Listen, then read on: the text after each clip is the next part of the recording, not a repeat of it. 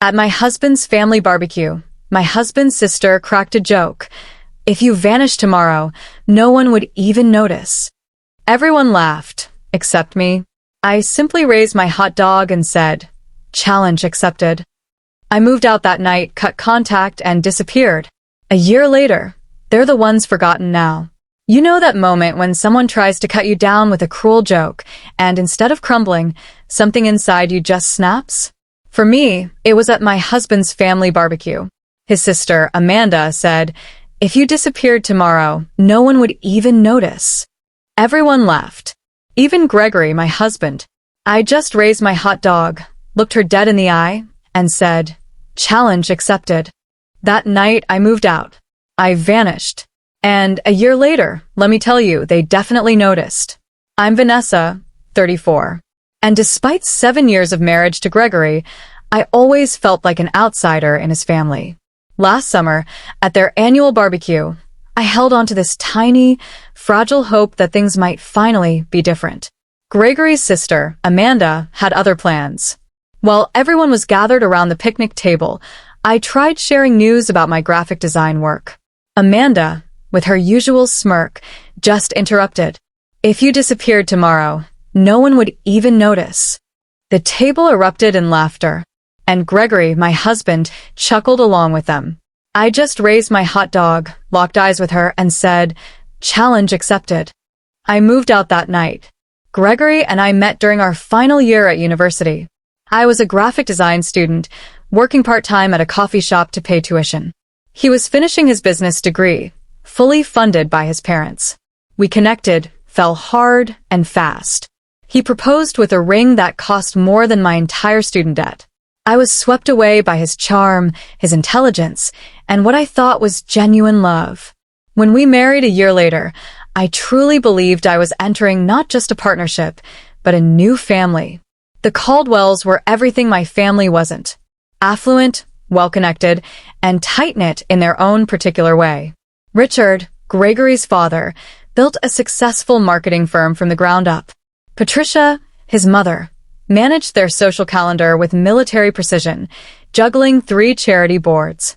Amanda, his sister, followed in their father's footsteps, already a junior executive at his company by 27. Michael, the younger brother, was the family rebel who still somehow landed a cushy job at his uncle's investment firm. My own background couldn't have been more different. Raised by a single mother who worked 2 jobs, I grew up understanding the value of a dollar and the dignity of hard work. My sister Olivia and I shared a bedroom until I left for college. Holidays meant homemade gifts and potluck dinners with neighbors. When I first visited the Caldwells' sprawling colonial home, I felt like I'd stepped onto a movie set. The class differences were subtle, but they were always there. Patricia would compliment my crafty design work as if it were a cute hobby, not my profession. Richard would explain basic business concepts to me at dinner, despite me having run my own freelance business for years. Amanda would helpfully correct my pronunciation of wine varieties or designer names, always with that saccharine smile.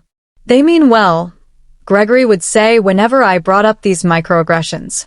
"Amanda's just trying to help you fit in. That's how she shows love."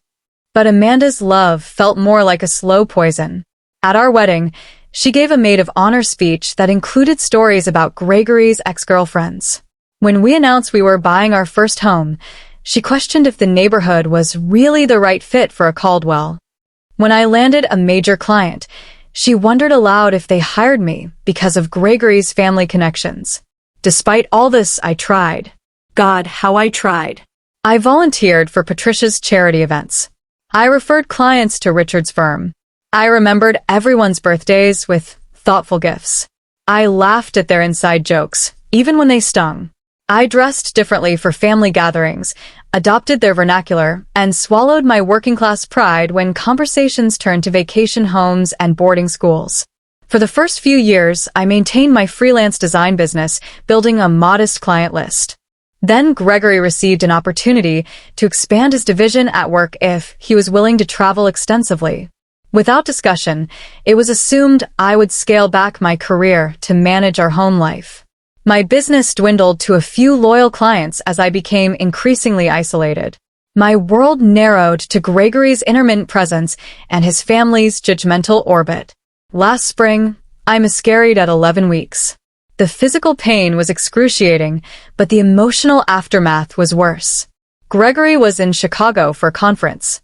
He offered to come home, but seemed relieved when I said I could manage. Patricia sent flowers with a note that said, "Perhaps it's for the best until you're more settled." Amanda suggested that stress from trying to maintain my little business might have been a factor. Only Olivia, my sister, came to stay with me for a week, bringing homemade soup and sitting with me through tear-soaked nights. The contrast between her genuine care and my in-laws' clinical distance cracked something fundamental in me. But I buried it deep. Another disappointment to swallow in service of maintaining family harmony. By the time the annual summer barbecue rolled around, I was a diminished version of myself. My design work had become mechanical. My friendships had atrophied. And my marriage felt increasingly like a performance. Still, I held on to a fragile hope that things could improve, that I could somehow earn genuine acceptance from the family I had married into 7 years ago. The Caldwell Summer Barbecue was a neighborhood institution. Patricia spent weeks planning the menu. Richard showcased his collection of grilling gadgets. Dozens of family, friends, and business associates milled about their perfectly manicured lawn.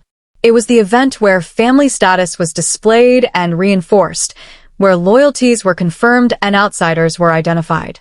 And despite my years of marriage to Gregory, I remained firmly in the outsider category. The morning of the barbecue, I spent 3 hours making my grandmother's strawberry shortcake, the one dessert that had received genuine compliments in previous years. Gregory was busy on calls, finalizing details for his upcoming business trip to Tokyo. When it was time to leave, he rushed me out the door, concerned about being fashionably late versus actually late. "Remember, Dad's unveiling his new imported smoker today," he reminded me. "Try to act impressed, even if you don't get why it's a big deal." I nodded, clutching my dessert carrier on my lap. My sundress, bought specifically to match Patricia's preferred casual elegance dress code, already felt tight across my shoulders. The Caldwell home bustled with activity when we arrived.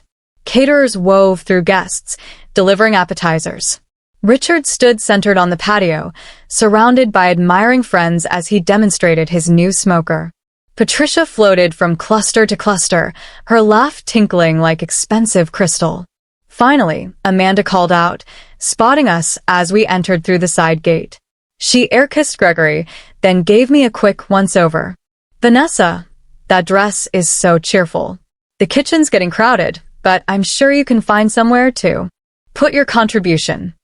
She swept Gregory away before I could respond, linking her arm through his and launching into a story about running into his college roommate. I stood alone, dessert in hand, scanning the backyard for a friendly face. I made my way to the kitchen where Patricia was directing the catering staff.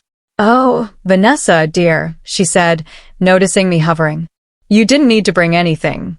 We have the patisserie handling desserts." She gestured vaguely toward the pantry. "But how thoughtful. Perhaps put it there for now." I placed my shortcake on a shelf already crowded with other contributions from guests not worthy of display. As I exited the kitchen, I overheard Patricia instructing a server to make room for Amanda's authentic tiramisu at the center of the dessert table. The next 2 hours passed in a blur of polite smiles and truncated conversations. I'd start chatting with one of Gregory's cousins, only to have them pulled away by Patricia to meet someone important. I offered to help set up the buffet line, but was told the caterers had a system. I tried joining a conversation about recent films, but couldn't get a word in edgewise. Michael's wife, Charlotte, received entirely different treatment, despite being married into the family for only 2 years. Patricia proudly introduced her as our Charlotte, the pediatric surgeon. Amanda included her in reminiscences about family vacations she couldn't possibly have attended. Even Richard, who rarely engaged with in-laws, asked detailed questions about her work. The contrast wasn't lost on me, nor was the irony that Charlotte looked as uncomfortable with the attention as I was with the lack of it.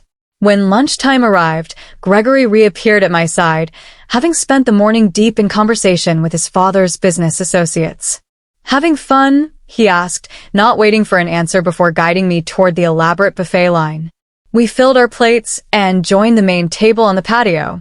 I ended up seated between Gregory's elderly uncle, Frank, who was hard of hearing, and a space left open for Amanda, who was still serving herself.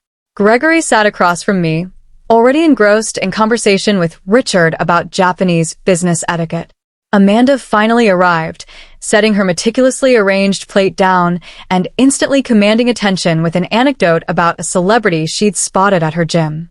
Charlotte asked appropriate questions. Patricia beamed with pride. Even Frank shifted to hear her better. During a brief lull, I saw my opportunity. I just finished a branding project for that new bakery downtown. I offered. They're having their grand opening next weekend. Amanda's eyes narrowed slightly. How nice. Is that the place with the tacky neon sign? I drove past it yesterday. The signage is actually vintage-inspired, I explained. The owners wanted to honor the building's history. If you disappeared tomorrow, Amanda interrupted with a theatrical sigh. No one would even notice. That's how boring this conversation is. The table erupted in laughter. Patricia tittered behind her napkin. Richard guffawed. Even Gregory chuckled, reaching for his beer. Frank, who likely hadn't heard the comment, joined in automatically. Sound surrounded me like cold water, shocking my system. I felt simultaneously hypervisible and completely invisible. My face burned, but my hands turned ice cold. In that moment, 7 years of accumulated slights crystallized into perfect clarity. I didn't cry. I didn't storm off. I didn't create a scene that would later be recounted as evidence of my emotional instability. Instead, I raised my hot dog in a mock toast, met Amanda's gaze directly, and said clearly, "Challenge accepted." A brief, confused silence fell over the table. Amanda's smile faltered slightly. Gregory looked between us, sensing something had shifted, but unable to identify what. Then Patricia chirped, "Who's ready for Richard to carve the brisket?" And the moment passed. For the remainder of the afternoon, I observed rather than participated. I watched how easily they all moved through their world of assumed privilege and belonging. I noted how Gregory seamlessly blended with his family, while occasionally throwing me an absent smile. I cataloged every slight, every exclusion, every moment I was spoken over or around. Most importantly, I listened to the quiet voice inside me that had been whispering for years. Now finally loud enough to hear, "You deserve better than this." By the time we gathered our things to leave, my decision was made. The only question remaining was how to implement it. The drive home from the barbecue stretched in silence. Gregory checked emails on his phone, occasionally reading aloud snippets about his Tokyo trip. I stared out the window, mental calculations already running beneath my outward calm. When we reached our driveway, he finally seemed to notice my unusual quiet. "Everything okay? You've been off since lunch." I considered my words carefully. Amanda's joke about me disappearing. "Did you think that was funny?" Gregory sighed, unbuckling his seatbelt. "Don't start with this again. Amanda was just being Amanda. You know how she gets at family gatherings." "You laughed," I said simply. "It was a joke, Vanessa. Not everything needs to be analyzed to death." He got out of the car, effectively ending the conversation. That night, as Gregory slept soundly beside me, I stared at the ceiling, replaying not just the day's events, but the entire trajectory of our marriage. I thought about the bright, ambitious designer I'd been when we met. I remembered how confidently I'd handled clients, how passionate I'd been about my work, how deeply I'd connected with friends. Somewhere along the way, I'd started believing the subtle message the Caldwells had been sending, that I was lucky to be among them, that my inclusion was conditional upon my compliance, that my worth was determined by their assessment. I slipped out of bed at 2 a.m. and padded to my home office. I opened my laptop and began methodical research. Bank accounts, apartment listings in Seattle, where Olivia lived, transportation options. By dawn, I had a rudimentary plan. Gregory left for a morning golf game with Richard, kissing me absently on his way out the door. The moment his car pulled away, I began executing my plan with surprising clarity. First, I called Jessica, my college roommate, who had remained loyal despite my increasing isolation. "I need a massive favor," I said when she answered. "Name it," she replied without hesitation. "I'm leaving Gregory today. Can you come help me pack the essentials?" 2 hours later, Jessica arrived with coffee, packing supplies, and fierce determination in her eyes. We worked efficiently, identifying what I truly needed versus what could be replaced. Clothes, personal documents, irreplaceable mementos, and my design equipment took priority. "I can store whatever doesn't fit in your car at my place," Jessica offered, carefully wrapping a framed photo of my mother and me. While Jessica organized the physical items, I handled the financial separation. I transferred exactly half of our joint savings into my personal account, not a penny more. Despite the temptation, I paid my share of the monthly bills that were due. I made a list of subscriptions and services to transfer or cancel. By mid-afternoon, my car was packed with the distilled essence of my life. Jessica hugged me fiercely before getting into her own vehicle. "Call me when you're settled for the night. And Vanessa, I'm proud of you." Alone in what had been our home for 5 years, I wrote Gregory a letter. I kept it simple, stating that I needed time away to reevaluate our marriage. I explained that I had taken only what was indisputably mine and had contributed to outstanding bills. I asked for space and no contact while I sorted through my feelings. I did not share my destination. As a final act, I removed my wedding ring and placed it atop the letter on the kitchen counter. Next to it, I left a copy of Amanda's cruel joke, written verbatim, with the date and location noted clinically. Before leaving, I allowed myself one moment of sentimentality. I picked up our wedding photo from the hall table. We looked so happy, so full of possibility. Gregory's smile reached his eyes back then. My own face shone with a hope and confidence I barely recognized now. "Goodbye," I whispered, replacing the frame and walking out the door without looking back. The sensation of driving away from our suburban neighborhood was both terrifying and exhilarating. With each mile marker, the tightness in my chest loosened incrementally. By the time I crossed the state line, I felt like I could fully breathe for the first time in years. I checked into a modest hotel that evening, using the credit card I'd maintained separately throughout our marriage. The room was simple but clean, nothing like the luxury accommodations the Caldwells considered standard. After confirming my safe arrival to both Jessica and Olivia, I turned off my phone. Gregory would be home by now, finding an empty closet and my letter. The thought brought neither satisfaction nor guilt, only a strange numbness. In the quiet anonymity of the hotel room, I curled under unfamiliar blankets and fell into the deepest sleep I'd had in months. Morning brought the first wave of messages when I briefly turned on my phone. Gregory's communications evolved exactly as I'd expected. Confusion, then irritation, then concern, then anger. "Where are you? Call me. This is ridiculous. Come home so we can talk. Your mother is worried. At least let her know you're safe. You're being incredibly selfish right now. I have the Tokyo trip in 3 days. Fine. Take your space. We'll talk when I get back." Not once did he mention Amanda's joke or his laughter.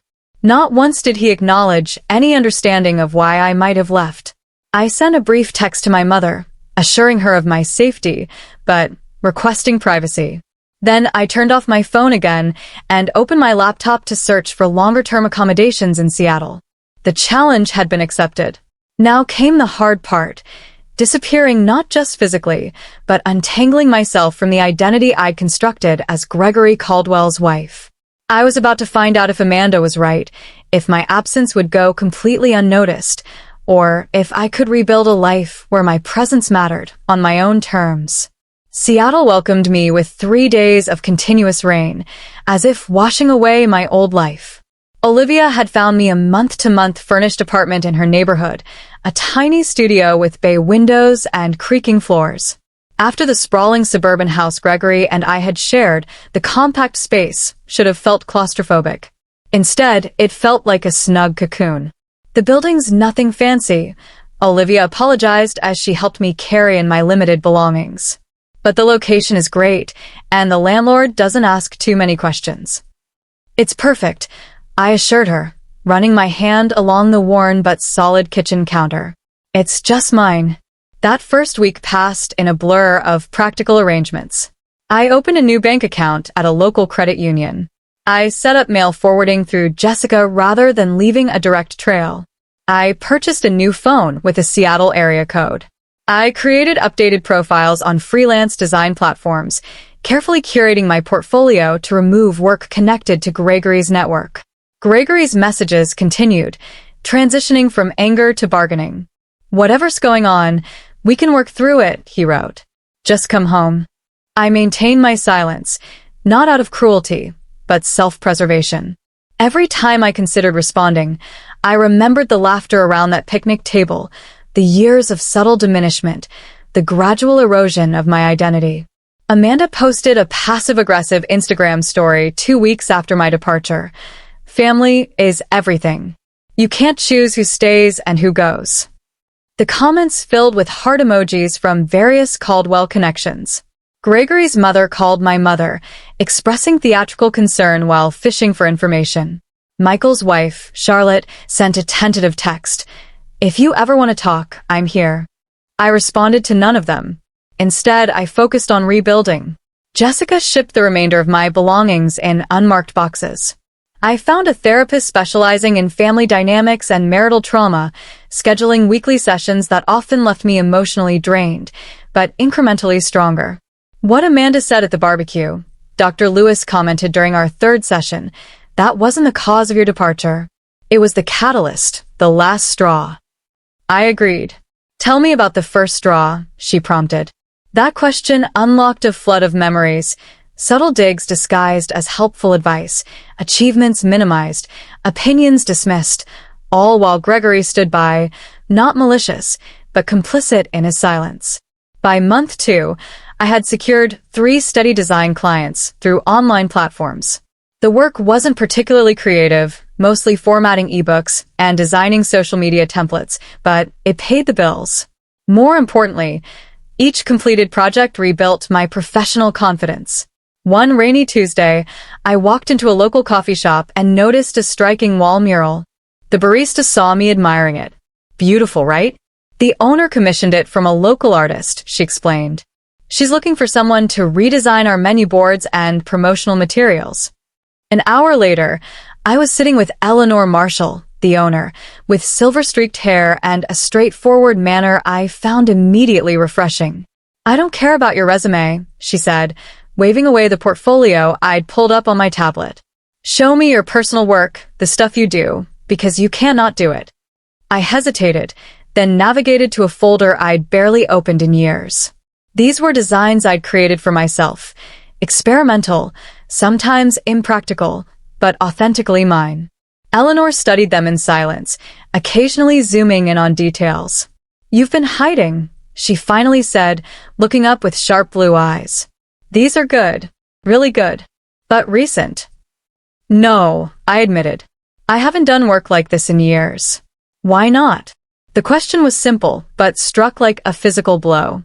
I found myself telling Eleanor an abbreviated version of my story, the creative passion I'd once had, the gradual sublimation of my style to suit the Caldwell aesthetic, the slow surrender of my artistic voice. Eleanor listened without interruption, then nodded once. You're hired for the menu project, but on one condition. What's that? You do one personal piece, something purely your own, every week. Bring it when we meet. I don't care if it's good or finished.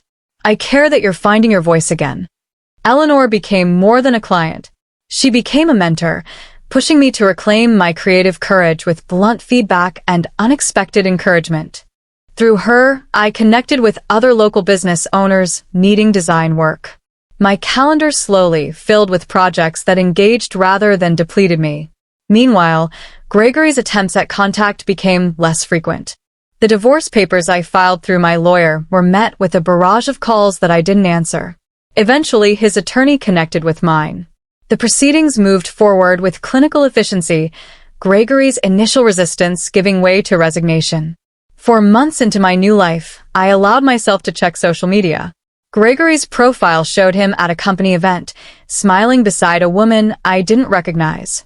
Richard had posted about the Tokyo expansion, tagging Gregory with proud father emojis. Amanda shared multiple photos from a family dinner, captioned, "Missing no one." The confirmation stung less than I expected. Amanda had been right after all. My disappearance had barely caused a ripple in the Caldwell family pond. Somehow, this validation brought not pain, but liberation. I was no longer defined by their perceptions. 6 months to the day after leaving, I received the finalized divorce papers. Gregory had signed without contesting the straightforward division of assets. We'd negotiated through our lawyers. No alimony either way. A clean split of joint property. Complete separation going forward. His only personal communication was a brief note. "I still don't understand, but I won't fight you anymore." That evening, I stood in front of my bathroom mirror and cut my hair, shedding the long style Gregory had always preferred for a modern bob that framed my face. The woman who stared back seemed both familiar and new, thinner perhaps, with faint lines around her eyes, but with a clarity of gaze I hadn't seen in years. By month 8, my design business had expanded enough to require a small workspace outside my apartment. I rented a desk in a cooperative creative studio, surrounded by other independent artists and entrepreneurs. For the first time since college, I had colleagues who valued my input and challenged my ideas on equal footing. When the anniversary of my departure approached, I no longer needed to check social media to know what the Caldwells were doing. They had receded from my daily thoughts, becoming characters in a story I'd lived through rather than active presences in my life. Meanwhile, my new world continued expanding. A branding project for a local artisan food company won regional recognition. My redesign of Eleanor's coffee shop attracted attention from a lifestyle magazine. A comment I made during a design workshop led to an invitation to speak at a creative conference. 1 year after Amanda's fateful joke, I was no longer invisible. I had built a life where my presence was not only noticed but valued, where my voice was heard rather than interrupted, where my contributions were recognized rather than dismissed. The challenge had been met, but the story wasn't over yet. The email from Westwood Creative arrived exactly 52 weeks after the barbecue that changed everything. The subject line was innocuous, seeking designer for national campaign. But the content sent a jolt through my system. Your work for Rinner Artisanal Foods caught our attention. We're developing a campaign for Sheffield consumer brands and believe your aesthetic would be perfect for the project. Initial meeting next week if interested. Sheffield Consumer Brands was a subsidiary of Caldwell Marketing Group, Richard's company. The coincidence seemed too precise to be accidental. I called Eleanor, who had become my sounding board over the past year. It could be completely legitimate, she reasoned after I explained the connection. Your Rinner campaign was featured in 3 industry publications. But the timing is suspicious, I finished. The question isn't whether they know who you are, Eleanor said pragmatically. The question is whether the project is worth taking, regardless. I requested more information from Westwood. The project was substantial, redesigning packaging for Sheffield's entire organic line, with a potential long-term contract for ongoing brand management. The budget they proposed was double anything I'd handled since establishing my Seattle business. After 3 days of deliberation, I accepted the initial meeting. If this was a Caldwell orchestration, I wanted to face it directly rather than wonder. And if it was legitimate, I didn't want fear of my past to constrain my future. The Westwood creative director, Thomas, made no indication he knew about my history with the Caldwells. During our first meeting, we discussed design concepts, timeline, expectations, and budget particulars with straightforward professionalism. When I asked about client involvement, he mentioned only that Sheffield executives would review major milestones. I accepted the project, establishing clear boundaries about communication channels and approval processes. For 3 weeks, everything proceeded normally. My preliminary designs received positive feedback. The timeline remained on track. No Caldwell names appeared on any correspondence. Then came the announcement. Sheffield Consumer Brands would be featured at the annual Marketing Innovation Gala, unveiling their rebranded organic line as part of the presentation. As the lead designer, my attendance was highly encouraged. The gala was a major industry event, precisely the type of opportunity my rebuilding career needed. It was also exactly the sort of function the Caldwells never missed. Richard considered these networking evenings essential to maintaining the family's business prominence. Gregory had always dutifully followed his lead. "You have 3 options," my therapist observed during our session that week.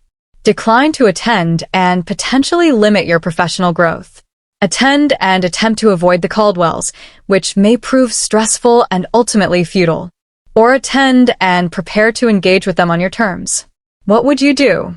I asked. Dr. Lewis smiled slightly. "I'm more interested in what Vanessa today would do, as opposed to Vanessa from a year ago." The question lingered as I left her office. Last year's Vanessa would have either declined the event entirely or attended as Gregory's apprehensive shadow, dreading Amanda's barbed comments and Patricia's conditional approval. But I wasn't that person anymore. The following morning, I emailed Thomas confirming my attendance. Then I made an appointment with a personal stylist recommended by Olivia and set aside a portion of the Sheffield advance payment for an outfit that would serve as both armor and announcement. The evening of the gala arrived with unexpected calmness. I surveyed my reflection in the hotel room mirror. The woman staring back wore a tailored jumpsuit in deep emerald that managed to be both sophisticated and distinctive in a sea of expected black dresses. My bobbed hair was now accented with subtle caramel highlights. The designer shoes, my one significant splurge, added 3 inches of confidence to my height. Most transformative, however, was the expression in my eyes. No anxiety, no apology, just steady readiness for whatever the night might bring.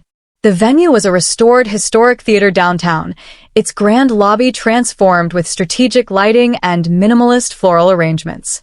I checked in at the registration desk, accepting my name badge and the signature cocktail offered by circulating waitstaff.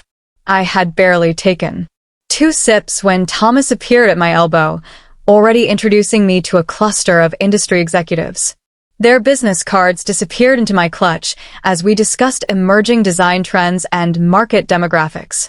I found myself speaking with easy authority, my opinions met with thoughtful nods rather than polite dismissal. 40 minutes into the event, I was deep in conversation with a magazine editor when I felt a shift in the room's energy. I didn't need to turn to know that the Caldwells had arrived.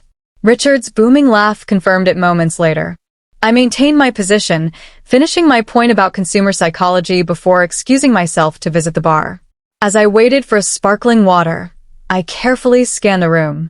Richard and Patricia stood near the entrance, holding court among admirers. Amanda wasn't immediately visible. And then I saw Gregory, standing slightly apart from his parents, looking thinner than I remembered and somehow diminished despite his perfect tailoring. Our eyes met across the crowded space. His widened in unmistakable shock, lips parting slightly as if to speak despite the distance between us. I held his gaze steadily, neither smiling nor frowning, then deliberately turned my attention to the bartender, thanking him for my drink. The first encounter came minutes later. Richard approached while I was examining the event program. "Vanessa," he said, his tone conveying neither warmth nor hostility. "Quite a surprise." "Richard," I nodded, meeting his gaze directly. "I'm the lead designer for Sheffield's organic rebrand." He blinked, momentarily disconcerted by my calm demeanor. I hadn't made the connection. "Their creative is being handled externally through Westwood." "Yes, I'm working with Thomas's team. The preliminary market testing has been quite positive." I spoke as I would to any client executive, professional and assured. "I see." He seemed to reassess me, noting the changes a year had brought. "Your work has evolved since you left." "Not evolved," I corrected with a small smile. "Returned to its authentic direction." Richard shifted uncomfortably. "Patricia is here somewhere. I'm sure she'd want to say hello." "Of course," I replied, neither encouraging nor discouraging the prospect. As Richard moved away, presumably to report his discovery to the family, I rejoined the Westwood team, seamlessly integrating into their conversation about upcoming presentation logistics. From the corner of my eye, I could see the ripple effect as Richard spoke to Patricia, whose perfectly maintained composure slipped momentarily as she sought me in the crowd. The Sheffield presentation was scheduled for the middle of the evening. As the time approached, Thomas guided me toward the staging area. We were nearly there when Amanda stepped directly into our path. Her expression a complex mixture of surprise and calculation. "Vanessa, no one mentioned you were involved with this project." Her tone suggested this oversight was somehow my fault. "Amanda," I acknowledged. "I'm working with Westwood Creative." "Thomas, this is Amanda Caldwell, Richard's daughter." Thomas extended his hand. "Miss Caldwell, pleasure to meet you. Vanessa has been exceptional to work with." "You know her work?" Amanda's smile tightened. "We're family, actually. Or were." "How nice," Thomas replied noncommittally. "Excuse us. We need to prepare for the presentation." As we walked away, Thomas glanced at me questioningly, but respected my privacy enough not to pry. I appreciated his professionalism more than he could know. The presentation itself passed in a focus blur. I spoke about design philosophy and consumer connection, demonstrated key elements of the rebranding strategy, and answered questions with composed expertise. The audience response was overwhelmingly positive, with several spontaneous rounds of applause. From my position on stage, I could see the entire Caldwell family seated together near the front. Patricia maintained a neutral expression throughout. Richard nodded occasionally at particularly impressive metrics. Amanda whispered something to the woman beside her, her face unreadable. Gregory watched me with undisguised intensity, his eyes never leaving my face. After the formal presentation concluded, I was immediately surrounded by attendees with questions and compliments. Business cards were exchanged, potential opportunities mentioned, connections established. This professional validation, earned entirely through my own merit, felt like the sweetest possible vindication. Eventually, the crowd thinned as people moved toward the dinner portion of the evening. I was gathering my presentation materials when Gregory finally approached alone. "You look well," he offered, hands tucked awkwardly in his pockets. "Thank you," I replied simply. "I didn't know you were in Seattle." "That was intentional." He nodded, accepting this truth. "Your presentation was impressive. You always were talented." "I always am talented," I corrected gently. Present tense. Gregory looked down, then back up with unexpected directness. "I've thought a lot about what happened, about Amanda's joke and everything before that. I didn't understand at first, but this past year has been..." He paused, searching for words. "Clarifying." "I'm glad to hear that," I said, meaning it. "I miss you," he admitted quietly. The words hung between us, once so desperately desired, but now arriving too late. I felt no triumph in his regret, no vindictive pleasure in his loneliness, just a calm certainty that I'd made the right choice. "I need to join my team for dinner," I said, neither cruel nor encouraging. "Will you be at tomorrow's workshop?" "Yes, I'm presenting the digital integration segment," he nodded again. "Maybe we could get coffee afterward, just to talk." I considered his request, weighing my own emotional landscape. "I can spare half an hour," I conceded. Professional courtesy. Relief flickered across his face. "Thank you." As I turned to leave, Patricia appeared at Gregory's elbow, her social smile firmly in place. "Vanessa, darling, what an absolute delight to see you thriving." Her words were perfect. Her tone betrayed her discomfort. "Patricia," I acknowledged. "I hope you're well." "We've all missed you at family gatherings," she continued, the practiced life falling easily from her lips. "No one makes strawberry shortcake quite like yours." The old Vanessa would have accepted this olive branch, however disingenuous. The new Vanessa held her ground. "That's interesting," I replied pleasantly. I recall my shortcake being relegated to the pantry while Amanda's tiramisu took center stage at the last gathering I attended. Patricia's smile faltered briefly before recovering. A simple misunderstanding, I'm sure. Multiple simple misunderstandings over 7 years. I agreed, maintaining my pleasant tone. How fortunate that I now work in environments where such misunderstandings rarely occur. Before Patricia could respond, The event coordinator announced dinner seating. I excused myself with polite finality, joining the Westwood team at their assigned table across the room from the Caldwells. The remainder of the evening passed without further direct interaction, though I occasionally caught Gregory watching me from afar. As the event concluded, I declined the team's invitation for after-party drinks, preferring the quiet completion of returning to my hotel room alone.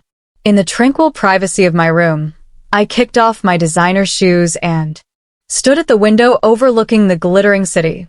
The confrontation I'd half-dreaded for months had come and gone, leaving me not depleted, but strengthened.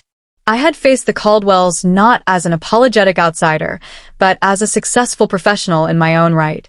Amanda's challenge, "If you disappeared tomorrow, no one would even notice," had precipitated not just my physical departure, but a complete reinvention. The final irony was that by disappearing from their world, I had become more visible in my own. The morning after the gala dawned with unexpected sunshine streaming through my hotel room curtains. I prepared for the day's workshop with methodical focus, selecting a professional but comfortable outfit and reviewing my presentation notes over room service coffee.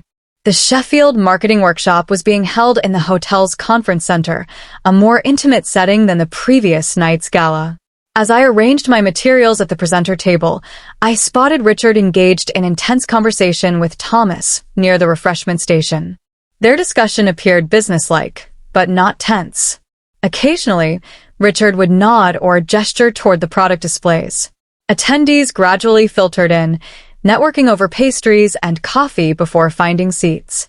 I was reviewing my slide deck one final time when Amanda entered, scanning the room with calculated casualness until her gaze landed on me.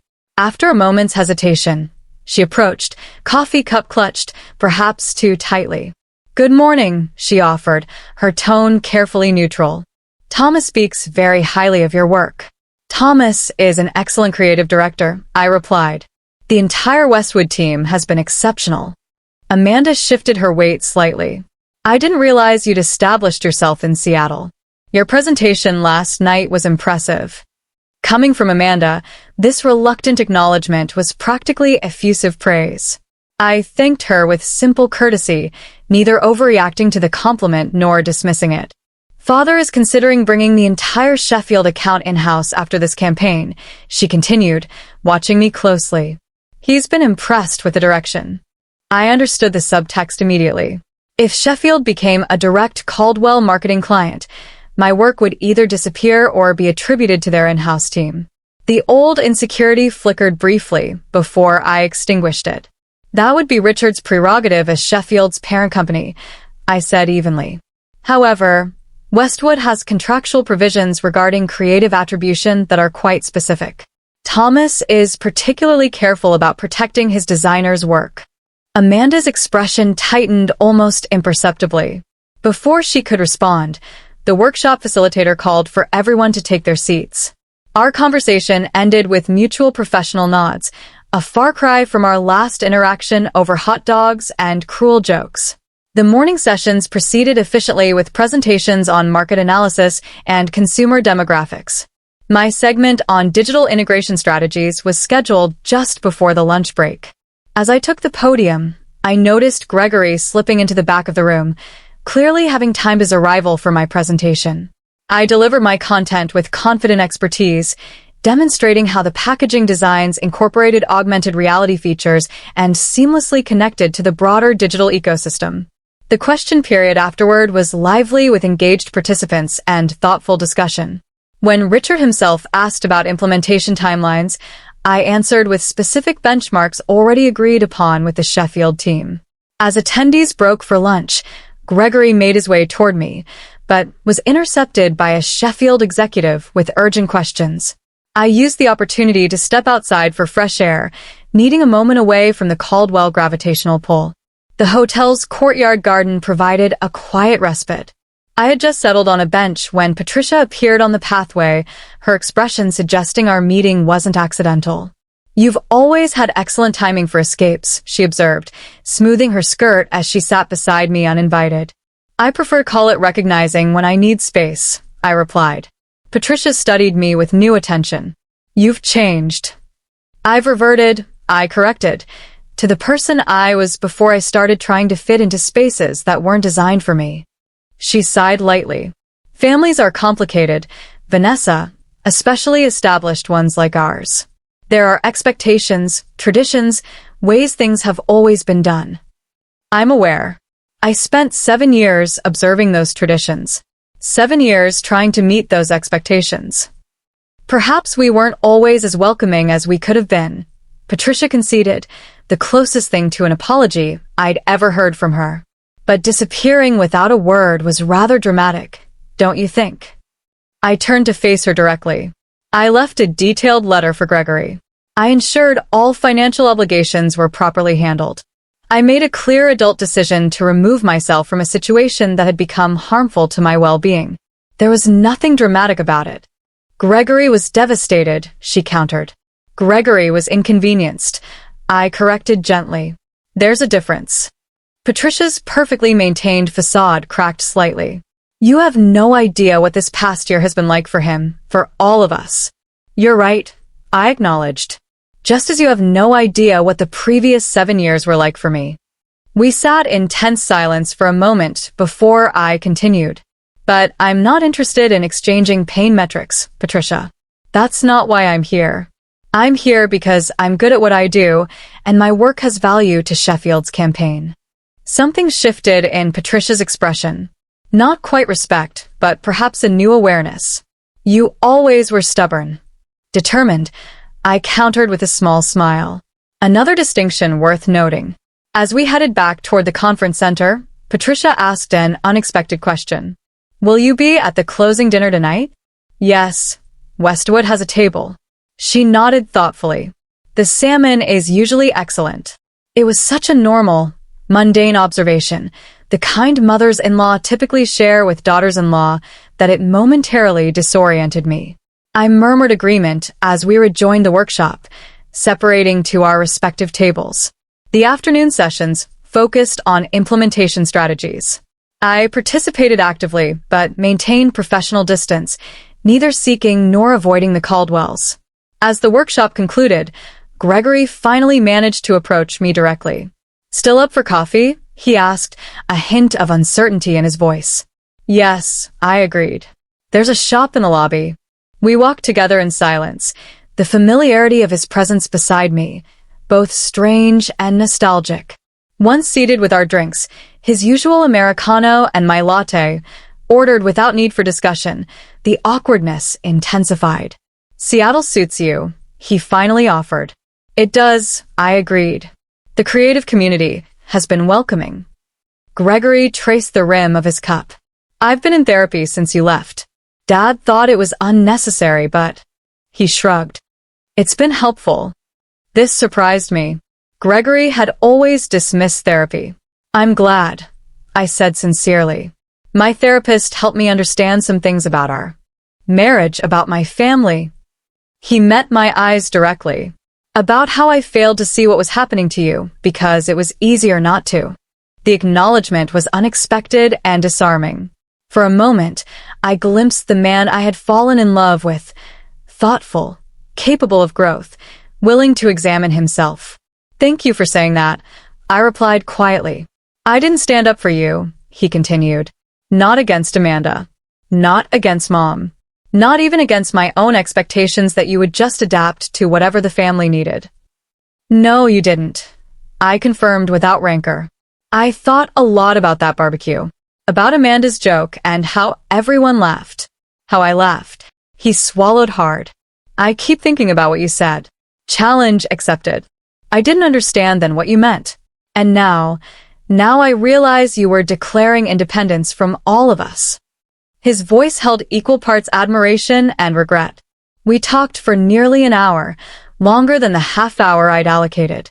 Gregory shared how the family dynamics had shifted in my absence. Amanda's increased criticism extending to his new girlfriend. Patricia's tightening control over family gatherings. Richard's disappointment when Gregory declined a promotion that would have required relocating. I'm seeing everything differently, he explained, like someone adjusted the contrast on a photo I've been staring at my whole life. When our coffee cups emptied, We both recognized the natural conclusion of our conversation. As we stood to leave, Gregory asked the question I'd been expecting. Is there any chance for us? Not right away, but eventually. I considered his face, once the center of my world. I felt affection, compassion, even a whisper of the old attraction. But the tether had been severed, not just by Amanda's joke or my departure, but by the year of growth that followed. I think we both needed to become different people, I said gently. And I like who I'm becoming now. He nodded, accepting this truth with surprising grace. You were always stronger than I gave you credit for. We both were, I corrected. You just needed different circumstances to discover it. We parted with a brief, platonic hug that felt like proper closure. As I watched him walk away, I realized I truly wished him well in building a life that was authentically his, not just an extension of the Caldwell legacy. The final confrontation came unexpectedly as I was collecting my portfolio from the conference room. Amanda entered just as I was preparing to leave, her purposeful stride suggesting she'd been waiting for this opportunity to catch me alone. I need to ask you something, she said without preamble, and I'd appreciate an honest answer. All right, I agreed, curious despite myself. Did you take this project knowing it was connected to our family? No, I answered truthfully. I discovered the Sheffield-Caldwell connection after accepting the Westwood offer. By then, the contract was signed. She studied me, seemingly assessing the truth of my statement. And you didn't think to recuse yourself once you knew? Why would I? I asked simply. I'm extremely good at what I do, Amanda. This project needed someone with exactly my skills and aesthetic sensibility. The fact that your family company might ultimately benefit from my work is incidental to my professional obligations. So, it's just coincidence that exactly 1 year after you disappeared, you reappear working on a project connected to us? I had to smile at her persistence. Life rarely arranges itself with such perfect symmetry. But yes, essentially. I don't believe in coincidences that convenient, she countered. What would be the alternative explanation? I asked. That I orchestrated an elaborate year-long plan, building an entirely new career in another city, establishing relationships with agencies unconnected to your family, all culminating in this specific project? That would be giving you far more space in my thoughts than has actually been the case. The blunt assessment landed visibly. Amanda blinked, perhaps for the first time, considering that she might not have been central to my decisions at all. At the barbecue, she said after pause, when I made that joke, it was just a joke. I never thought you'd actually leave. It wasn't just a joke, Amanda. It was the articulation of something you'd been communicating for years, that I was dispensable, forgettable, unimportant. I kept my tone conversational rather than accusatory. And you weren't wrong in a way. In the context of your family, I was those things. What I needed to discover was that there are contexts where I'm not. Amanda's composure slipped momentarily, revealing something rarely seen: uncertainty. Gregory hasn't been the same since you left. Gregory is finding his own way, I replied. As am I. And there's no chance of reconciliation? The question seemed driven by family concerns rather than genuine care for either Gregory or me. We've reconciled in the only way that matters, I said. We've both acknowledged the truth of our marriage and found peace with its ending. Amanda nodded slowly, absorbing this finality. As she turned to leave, she paused at the door. Your presentation yesterday, it was genuinely good work. I would have said so regardless of who you were. Coming from Amanda, this professional acknowledgement represented a fundamental shift. I thanked her with simple sincerity, neither overvaluing the compliment nor dismissing it. As I left the hotel to prepare for the evening's closing dinner, I felt a strange lightness. I had faced each Caldwell individually, navigating these encounters not as the insecure outsider of last year, but as a confident professional with clear boundaries. The family that had once loomed so large in my life now seemed properly proportioned, just people with their own limitations and complexities. The final dinner that evening unfolded with surprising ease. The Caldwells and the Westwood team were seated at separate tables, creating natural distance without obvious avoidance. When industry colleagues introduced me to Richard as the designer behind Sheffield's brilliant rebrand, he acknowledged my work with professional courtesy. When Patricia complimented my dress during a chance encounter at the dessert station, I accepted graciously. Most tellingly, when Amanda's presentation on upcoming marketing trends included a slide featuring one of my designs with proper attribution, I recognized it for what it was, a public, professional acknowledgement that would have been unthinkable a year ago. As the evening concluded, I exchanged contact information with several potential clients, confirmed next steps with Thomas, and said appropriate goodbyes to industry colleagues. Gregory approached briefly, simply wishing me safe travels and good luck with a sincerity that needed no elaboration. Leaving the venue, I felt no dramatic sense of triumph or closure. Instead, I experienced the quiet satisfaction of having reclaimed not just my professional identity, but my personal sovereignty. The Caldwells were now simply people I had once known intimately, who now occupied an appropriate space in my past rather than outsized significance in my present. Amanda's challenge, if you disappeared tomorrow, no one would even notice, had been not just accepted, but transcended. I had disappeared from their world only to reappear transformed in my own. 1 month after the marketing conference, I sat across from Eleanor at our regular corner table in her coffee shop. Seattle rain tapped gently against the windows, creating a cozy backdrop for our conversation. So, the Sheffield campaign officially launches next week, Eleanor noted, refilling my cup from the ceramic pot between us. That must feel satisfying after everything. It does, I agreed. Thomas called yesterday to say, early retailer response has been overwhelmingly positive. They're already discussing extending the rebrand to additional product lines. And the Caldwell connection? I considered the question thoughtfully. It's become professionally cordial.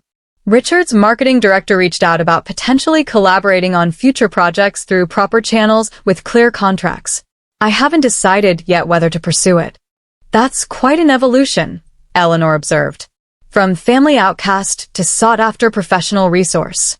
Life has interesting symmetries sometimes, I acknowledged with a small smile. The truth was, the Sheffield project had marked a turning point in my career. The visibility of the campaign had attracted attention from other potential clients. My portfolio now included work that reflected my authentic design voice rather than watered-down compromises. Most importantly, I approached each opportunity with clear boundaries and confidence in my value. The divorce had been finalized with surprising smoothness. Gregory had been fair in the financial settlement, even generous in certain aspects. We maintained no direct contact, but our respective lawyers reported professional cooperation throughout the process. My only personal request, keeping my original engagement ring that had belonged to my grandmother rather than the Caldwell family diamond Gregory had later insisted I upgrade to, was granted without argument. My regular therapy sessions with Dr. Lewis continued, though we had reduced the frequency from weekly to bi-weekly. Our conversations had evolved from processing acute emotional trauma to exploring healthier patterns for future relationships and continued self-discovery. The interesting thing about healing, Dr. Lewis had noted in our last session, is that it's rarely a return to your previous state. It's a transformation into something new that incorporates the experience without being defined by it. This observation resonated deeply as I navigated my reconstructed life. I wasn't trying to recapture who I'd been before meeting Gregory. I was integrating that younger self's passion and confidence with the wisdom and boundaries hard-earned through difficulty. Jessica visited Seattle for a long weekend, marveling at the changes in both my external circumstances and internal landscape. You laugh differently now, she observed during a hike through Discovery Park. More from your belly, less from your throat. That's oddly specific, I teased. But accurate, she insisted. You used to laugh like someone who needed permission. Now you laugh like someone who's giving herself permission. These subtle transformations accumulated gradually.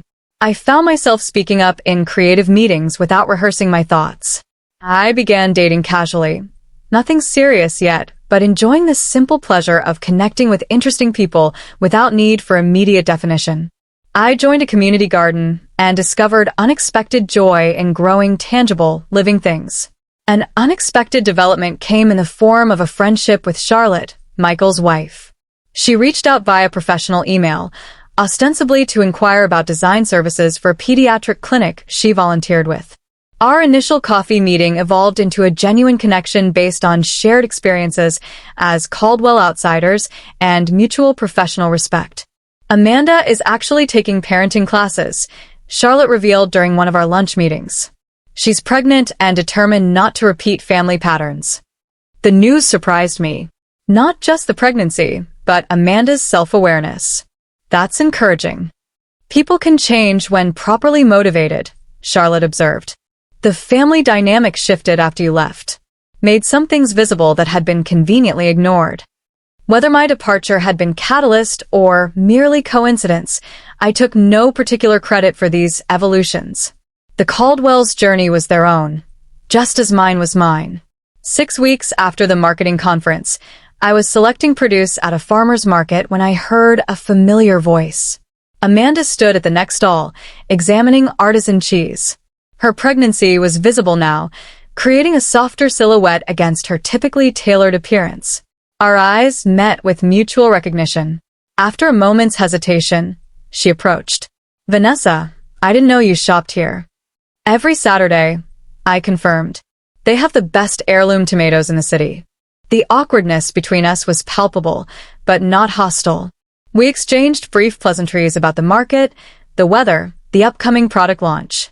Then Amanda surprised me with unexpected directness. "I've been thinking about what you said at the conference, about contexts where you're dispensable versus valued." She adjusted her bag uncomfortably. "I'm discovering something similar in preparing for motherhood. Everyone has advice about who I should become, how I should change. It's illuminating. Contexts shape us," I acknowledged. "But they don't have to define us." Amanda nodded thoughtfully. "The parenting class Charlotte probably told you about? It's helping me recognize some patterns, things I never questioned because they were just normal in our family." I heard the unspoken comparison to my own journey of recognition and separation. "Self-awareness is powerful," I offered. "Yes." She hesitated, then added with uncharacteristic vulnerability, "I don't want my child to ever feel like they need to disappear to be seen." The admission revealed deeper reflection than I would have credited Amanda with a year ago. I didn't offer easy absolution. Our history was too complex for that, but I did offer simple human acknowledgement. That's a good place to start.